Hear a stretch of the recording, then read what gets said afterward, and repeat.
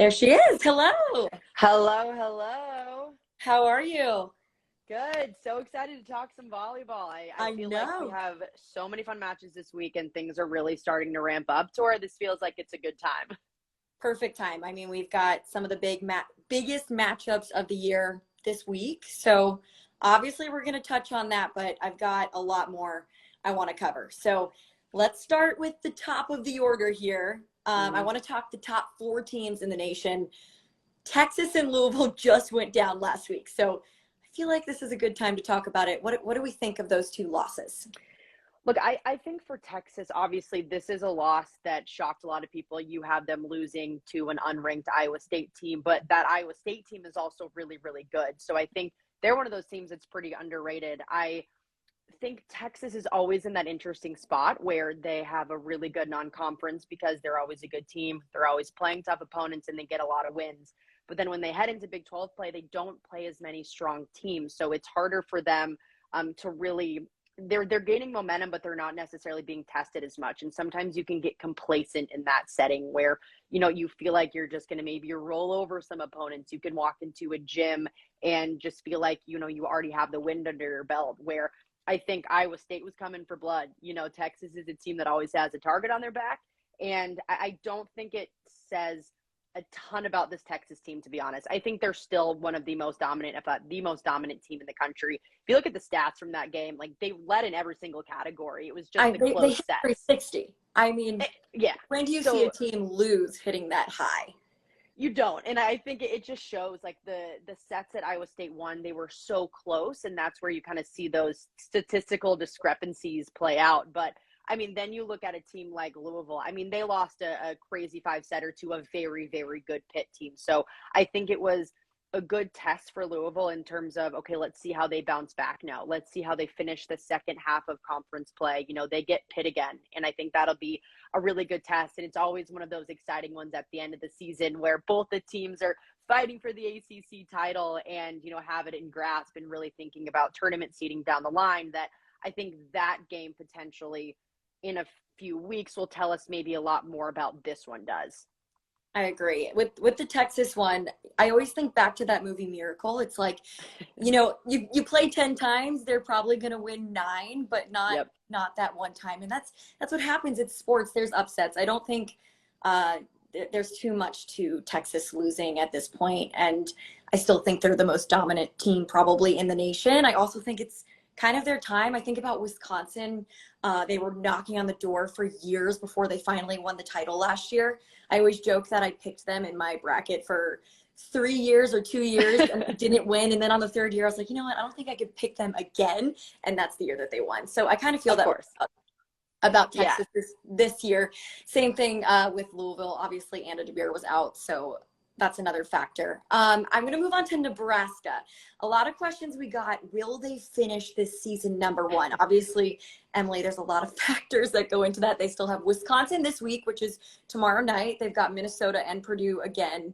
What do you think about that? So to me, I think Nebraska right now is playing at the most elite level that we've definitely seen them. I think they are the only team right now that can really contend with Texas potentially for that title. They've swept their last 6 opponents. 3 of those have been ranked. 8 of their 10 Big Ten wins have been sweeps, which is just unheard of. That is not something that happens every single year. And especially with the parity that we're seeing in the Big Ten and really across the country, we're seeing these crazy wins from Nebraska right now. I mean, they have the best defense in the country. And I think where they have fallen short in past years is a balance factor on offense. So you have this team that last year relied so heavily on Maddie Kubik. And, even just talking to Coach Cook this week, he was talking about it, how they feel like when they have balance, when they're not just relying on Kubik, a really, really good outside, but you have to have the well-rounded pieces to do it. And I think they have the balance this season to get it done, along with the best defense in the country. Yeah, and then I want to kind of talk, I guess is a good time to bring up the Nebraska-Wisconsin rematch. That's tomorrow night. You're going to be at that game. Nebraska has the nation's best opponent hitting percentage, I believe. And then Wisconsin, I think, is the 2nd best blocking team in the nation. I mean, what do you think's got to give there?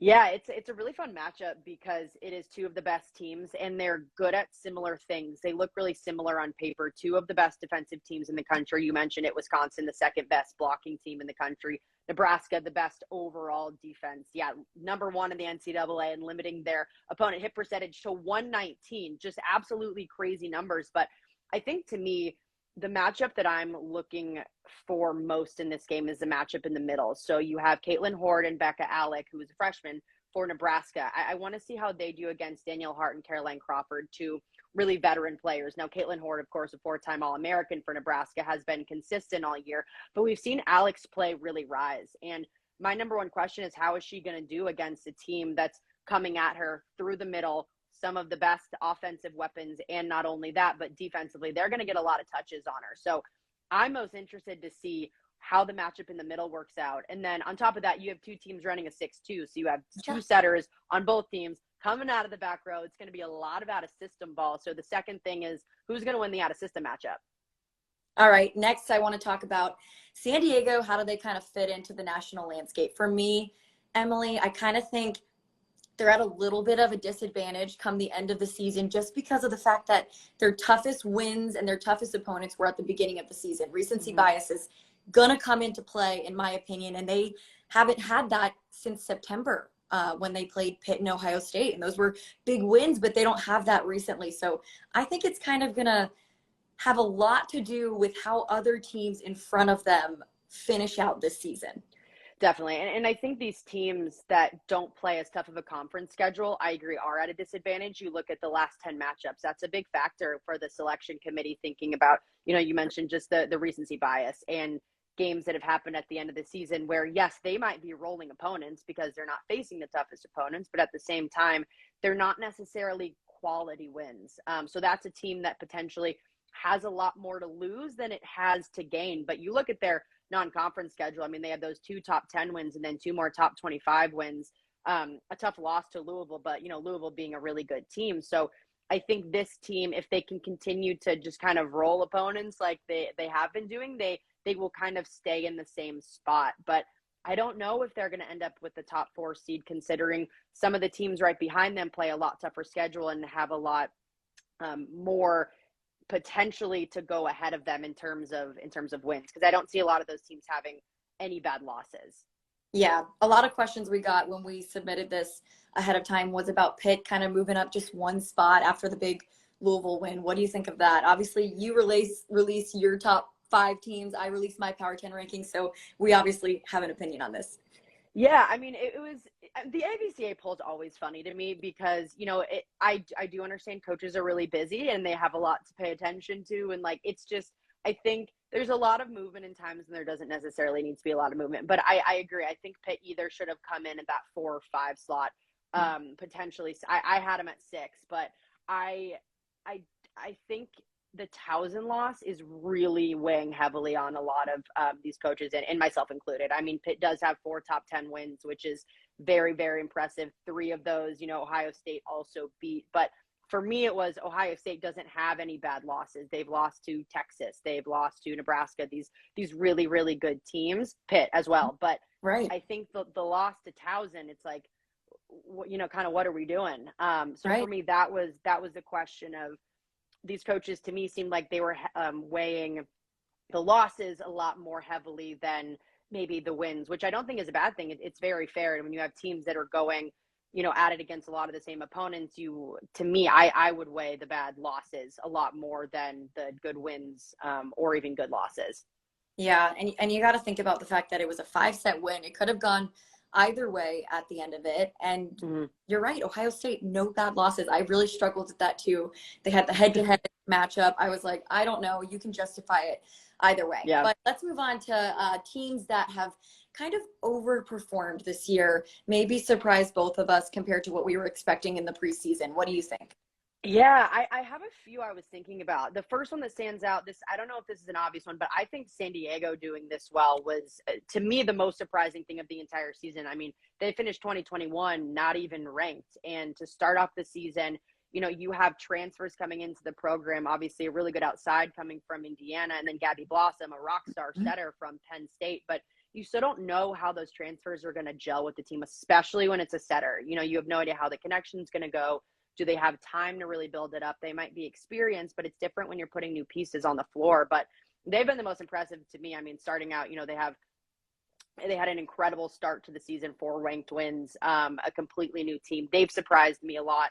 I think the other team, which is kind of a sleeper pick, but Syracuse, picked to finish last in the ACC. You know, you lose Marina Markova to Florida, and they're still rolling teams right now. I mean, it's been so fun to watch them. They've definitely been probably my number 2 most surprising team.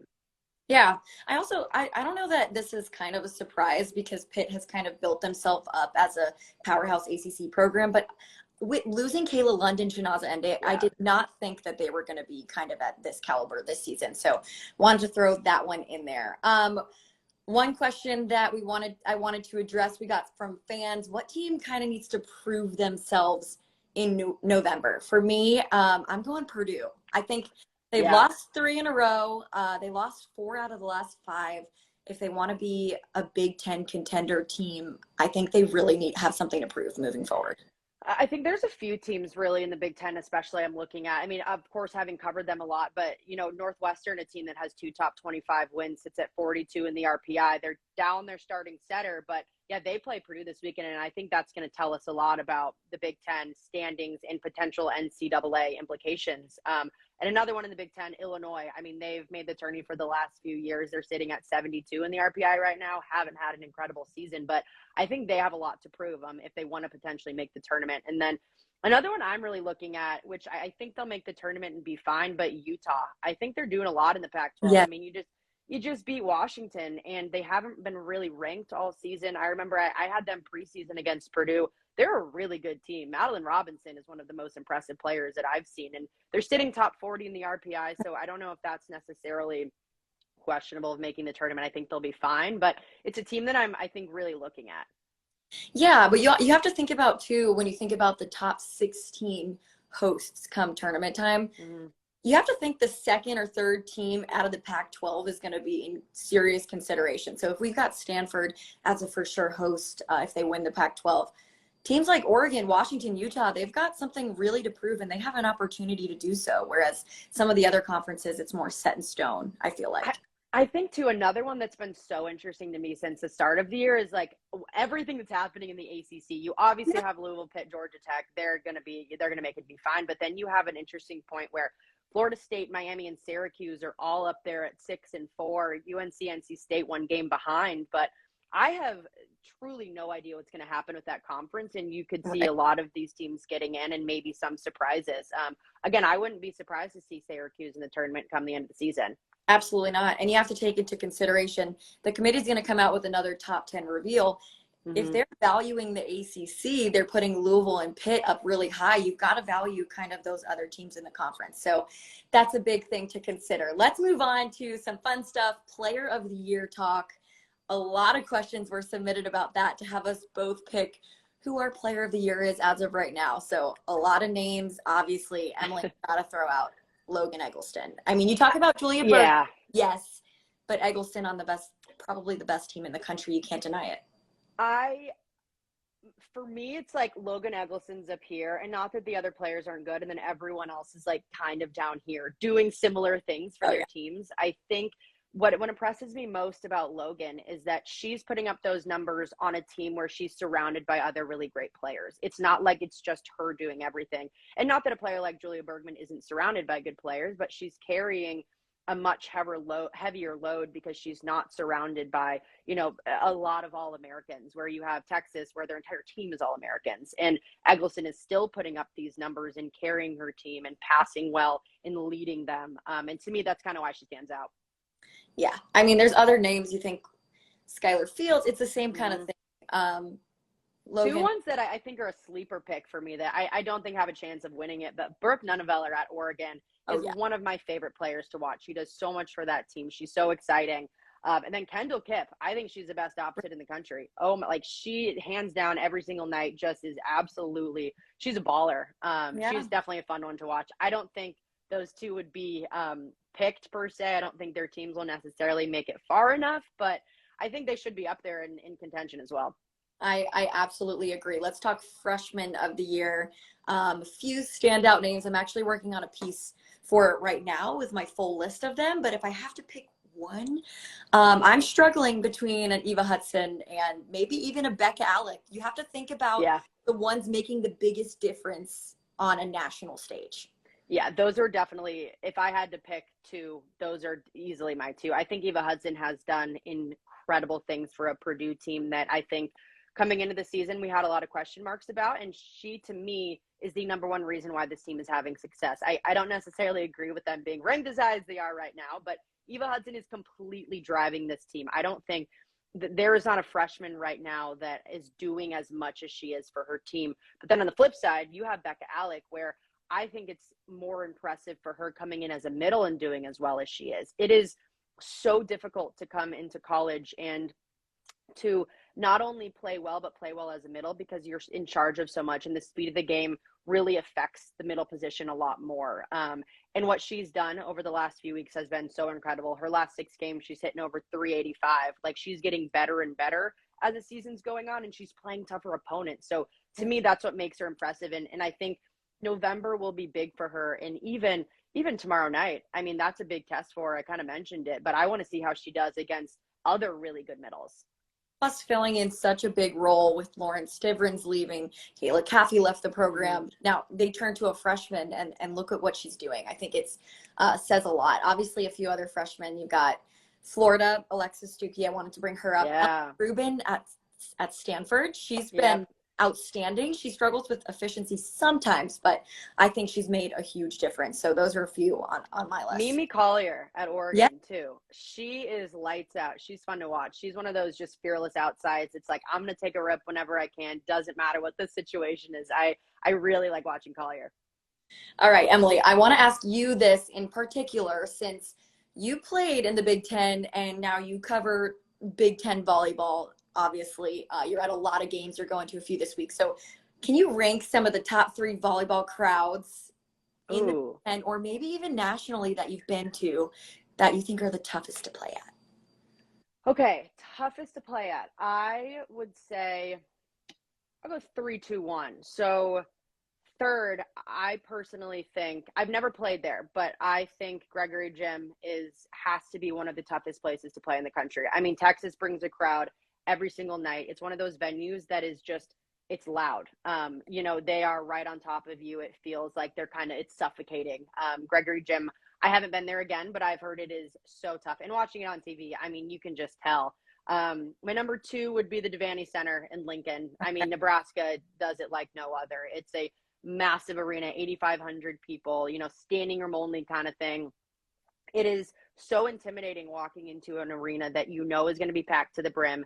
Everyone's rooting against you, and that place gets really loud. But I will say my number 1 place to play, and this is always controversial every time I talk about it, but Holloway Gym for Purdue is really, it's crazy. It is the loudest place that I've ever been in my life. I've been to so many games there where either this season or even when I played, that are just like, your ears ring for hours after the game. The student section is as close as NCAA regulations allow. So like, you're back there serving and you feel like they can just pull your ponytail or something. It is so difficult to play. And I think that's why a lot of teams, especially in the last few seasons, have, gotten beat by Purdue at home, because it's such a tough place to play. And for me, that was always one that I really liked going to, because it was always a fun matchup too. I mean, that happened last year with Wisconsin, right? Yeah. They lost at Purdue, won the national title. Okay, how about the Fieldhouse? What do you think of that one? Oh, I love the Fieldhouse. Fieldhouse that would probably be my number 4. That place, it is one of those massive arenas. The student section is beyond loud. And Wisconsin is another place that really just knows how to do volleyball. They have the history there. They have the fans that just care so deeply. I think those fans are also, the arena is similar to Devaney in that it's really big, but I think the Wisconsin fans are a little nastier in a good way. Like, Nebraska fans are so nice that they will kind of root for you if it's good volleyball, where Wisconsin fans, like, they don't want you to win it all. They don't want you to do all. They want you to get just beat. So no, I loved playing at the Fieldhouse, and I mean, tomorrow night's gonna be so much fun. Oh yeah, they're gonna bring in both fan bases, I'm sure. Okay, I got a lot of questions submitted on Instagram for us to make predictions. I haven't thought about this a lot yet. Let's start with Darkhorse team in the tournament. One I'm going to say that comes kind of off the top of my head, and I don't know how Darkhorse this is, but I think USC could, if they make the tournament, could make some noise. You're talking about a player like Skylar Fields. They beat a good team like Oregon, who has the Oregon beat Stanford. I mean, it just goes to show they can pull off those big wins. Obviously, they're really inconsistent, which is why I think they might be a dark horse. But I think they could do it, like maybe pull off an upset. I agree. I think USC is a team where, yes, they have some big wins, but they also have some bad losses. But to me, Right. those are the nastiest teams because you have no idea who's going to show up when you're playing them. They could be this absolutely elite team. Skylar Fields could go off for, 25 plus kills, but then they also could show up and fall flat. You just don't really know. But they are a sneaky team. I think for me, one that I thought about this for kind of a while, and I've been thinking about it over the last few weeks or so, but I think Arkansas is a random team that people might not expect, but assuming that they make the tournament, which I think they have a pretty good chance of doing, but they took down Washington, they took down Georgia Tech. I mean, they're another team that has some losses where they're like, I don't know if they should have lost that one, but they're a team that I think could be really dangerous in those early rounds of the tournament for sure. Right. It's those teams that kind of have pulled off those big upsets. They're capable of it when they put it all together. Arkansas is a good one. LSU has done that a few times too. Yeah. Okay, let's do Final Four prediction and then your national champ prediction. Obviously, for everybody listening, we don't know the brackets, so we don't know who's going to be on both sides. So this is just kind of picking the top 4 teams in the country right now. Yeah. Okay, for me, it's what I love about this year is that with the new seeding, we probably won't have these matchups that we are like used to getting. Like I love the fact that we probably won't get a Texas Nebraska early on or like a Pitt Penn State early on. It'll be exciting to have kind of everything a little bit more spread out. So for me, if I had to pick 4 teams right now that potentially could have the best chance or maybe even be a little sneaky, I'm going to go Texas. That feels obvious. Nebraska also feels obvious. I think Louisville, assuming they get a top 4 seed, could do really well. And I think what they're doing is they have an incredible year so far. For my 4th pick, I was going back and forth between Ohio State and Wisconsin. And I don't know what it is about the Buckeyes, but I think because I've just watched them so much this year, I really think they have a chance of going really far. They're a team that has wanted to make the Elite Eight or make it farther than they have in the last few years. And I think this team personnel wise has the capability of doing it. I think it just depends on if they can get that consistency in the tournament, and we're seeing them get better and better each year, but or better and better each week. But for me, I'm going to pick Ohio State as my 4th.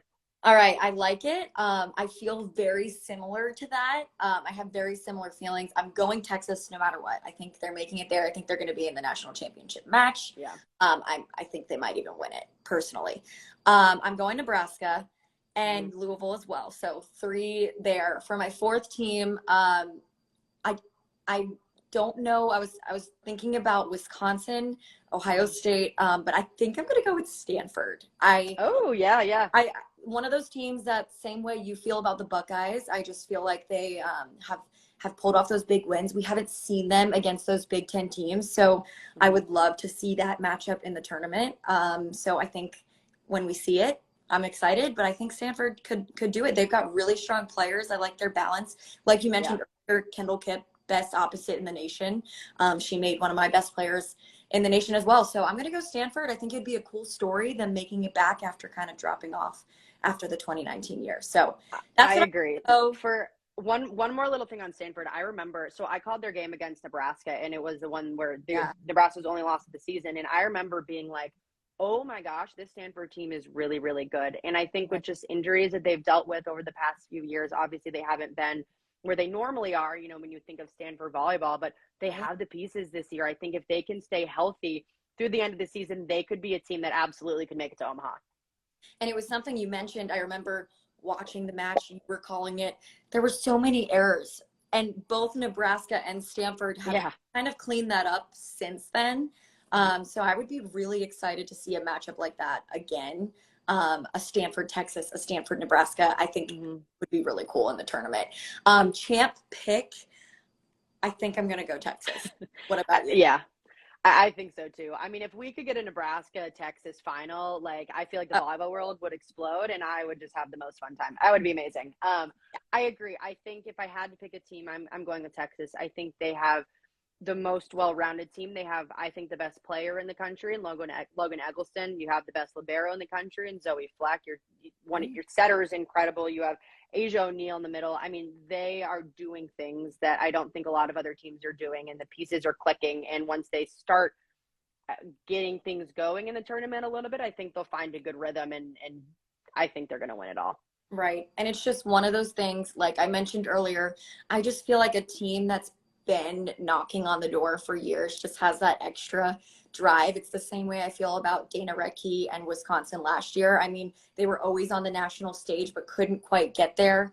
I feel the same way about Eggleston in Texas. I mean, they've been there and they keep falling short on that stage. And I think this is their year. This is the year they have all the pieces. I'm almost glad they got that loss for them, just because I think if they went into it kind of undefeated, it wouldn't be the same. So and the pressure is different when you're going into it undefeated. Like you have the pressure of, oh, can we be this golden season of 0 losses and win a national championship, rather than they can go into it now with their potential one, probably not more losses, being like, okay, we already had a loss, we don't even have to think about that now. It's just like, let's get this title.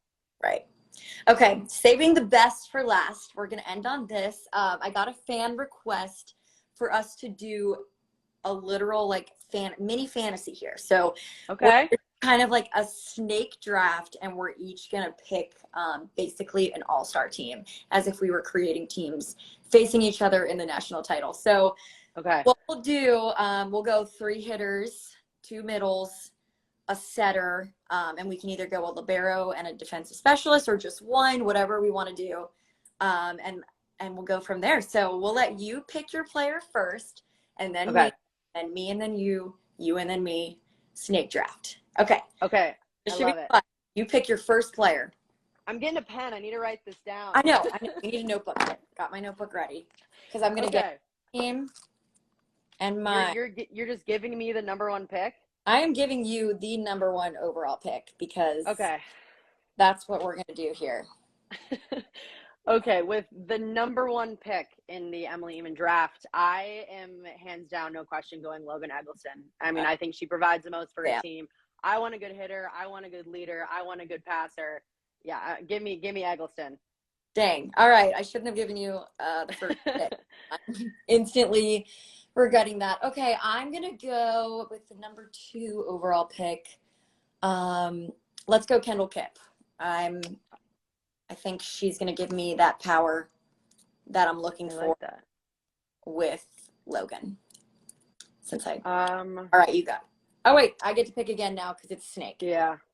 All right. Let's see. I'm going to go with Zoe Fleck, so I can go ahead and knock out my libero. That was going to be my pick. Okay. I'll go with Roddy. Give me Lexi Rodriguez. I'll go libero too. I need someone to hold down the fort back there. She's definitely the next best option. Okay.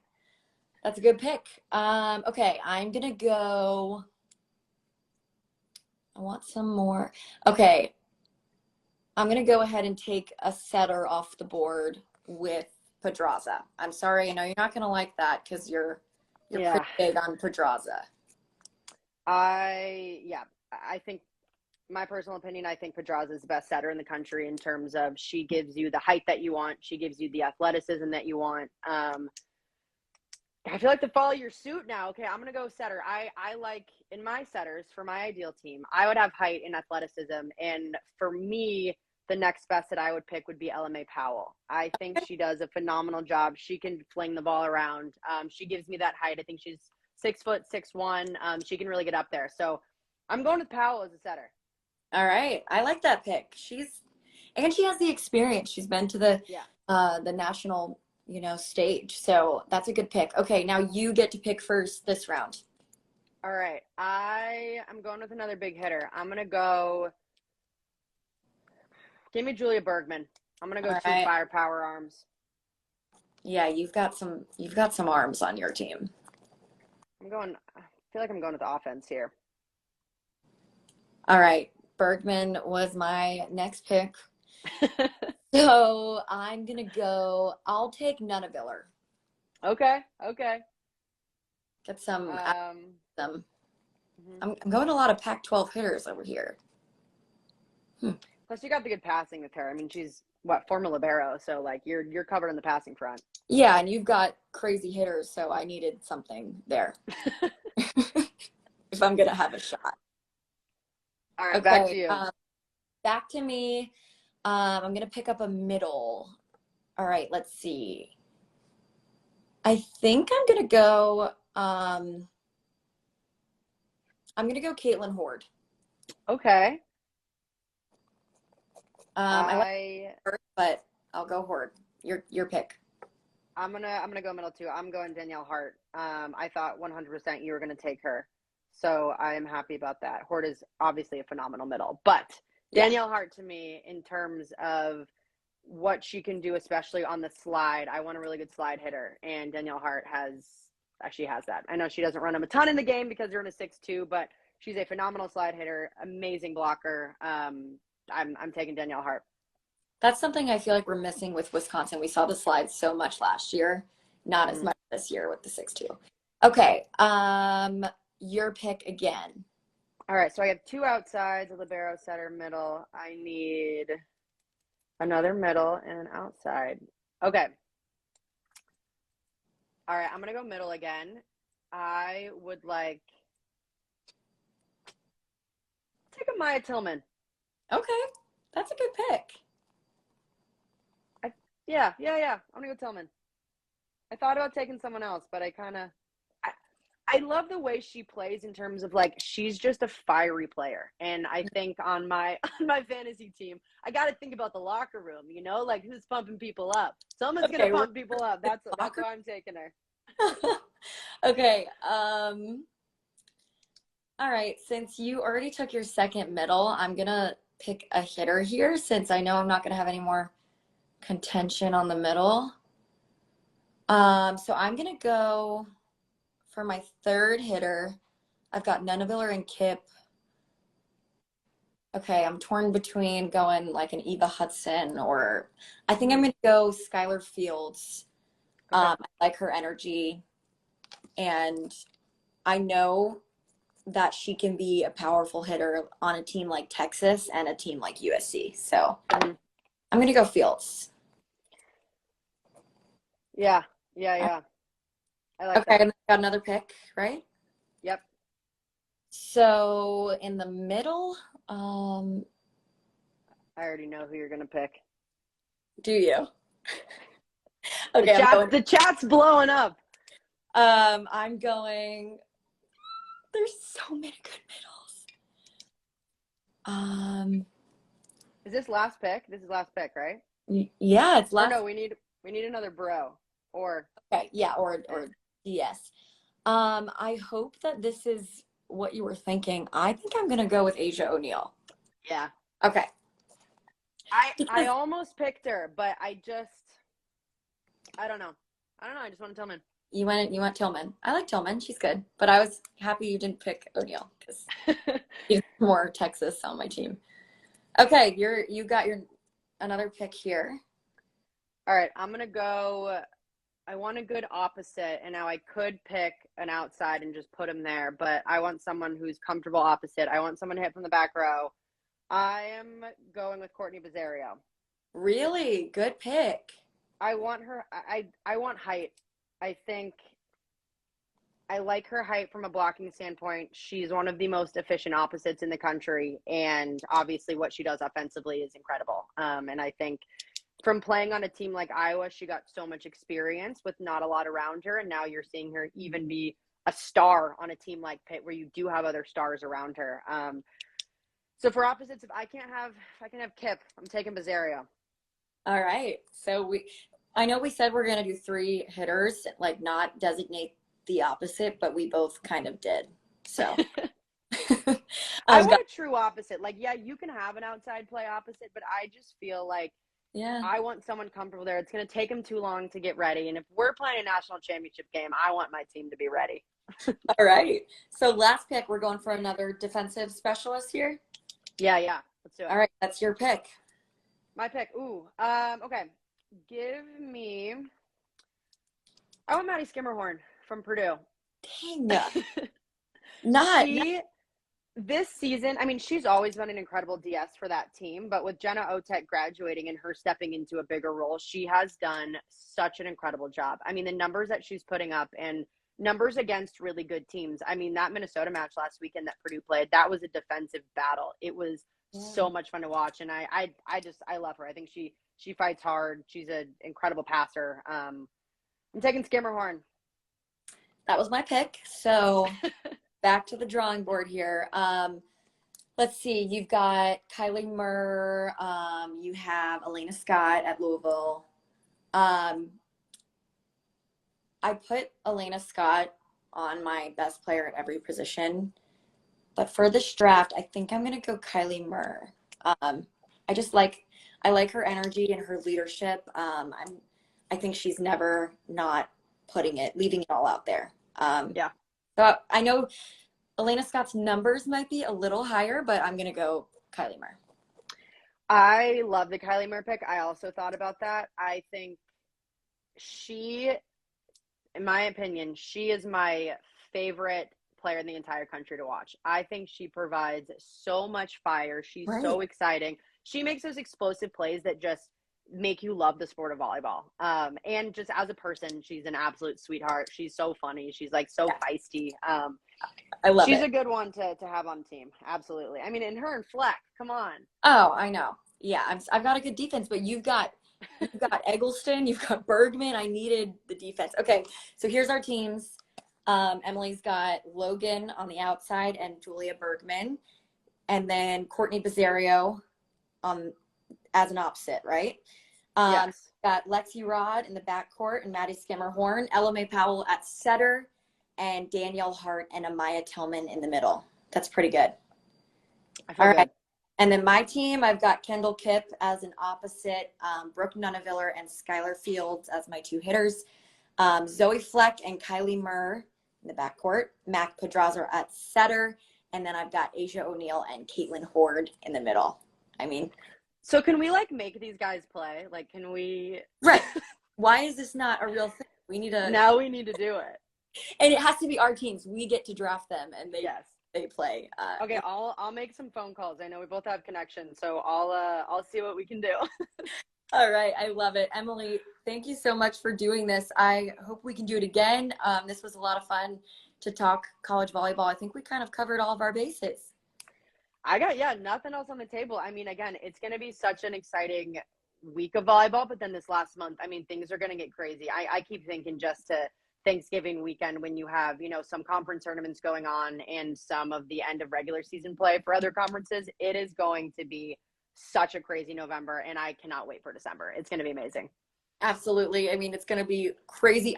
I think that this is the craziest volleyball season that I've covered for sure. There's so much parity, and it just shows you how much the sport is growing. So that's really exciting. This has been a lot of fun. Hopefully we could do it again before selections, but thanks everybody for tuning in. Thanks for having me. This was so fun.